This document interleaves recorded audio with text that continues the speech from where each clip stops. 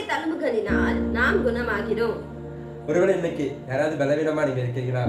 ஒண்ணு மறந்துடாதீங்க, உங்களுக்காக சிலுவையில ஜீவனை விட்ட இயேசு கிறிஸ்துவினுடைய காயங்கள், அவருடைய தழும்புகள் நம்மளை குணமாக்குகிறதாக இருக்கிறது. கடந்த நாட்கள்ல எனக்கு என் பையனுக்கெல்லாம் பலவீனம் தான், ஆனா ஆண்டவர் அந்த பலவீனத்துல கூட அவருடைய பலனை கொடுத்தார், நல்லா சுகப்படுத்தி வருகிறார். கர்த்தருக்கு ஸ்தோத்திரம். அதே போல நீங்களும் பலவீனத்துல இருந்தீங்கன்னா ஆண்டவராக இயேசு கிறிஸ்துவை நோக்கி பாருங்க, நிச்சயமா ஆண்டவர் உங்களுக்கு சுகத்தை கொடுப்பார். இதை பார்த்து கொண்டு இருக்கிற நீங்களும் இப்ப ஹாஸ்பிட்டல்லையோ இல்லைன்னா வீட்டிலேயோ பலவீனம் பட்டு கொண்டு இருந்திருக்கலாம். நீங்க நினைக்கலாம், ஐயோ இந்த பலவீனத்துல இருந்து ஒரு விடுதலையே கிடைக்க மாட்டேன், ஒரு சுகம் கிடைக்காது, அப்படி யோசிச்சு கொண்டு இருக்கிறீங்களா? நீங்க ஆண்டவரை நோக்கி பார்க்கும் போது அந்த பலவீனத்துல இருந்து, ஒரு சுகவீனத்துல இருந்து ஆண்டவர் நமக்கு ஒரு நல்ல சுகத்தையும் ஒரு நல்ல பலத்தையும் நமக்கு ஒரு நல்ல ஆரோக்கியத்தையும் இயேசு கிறிஸ்துவானவர் நமக்கு தர முடியும்.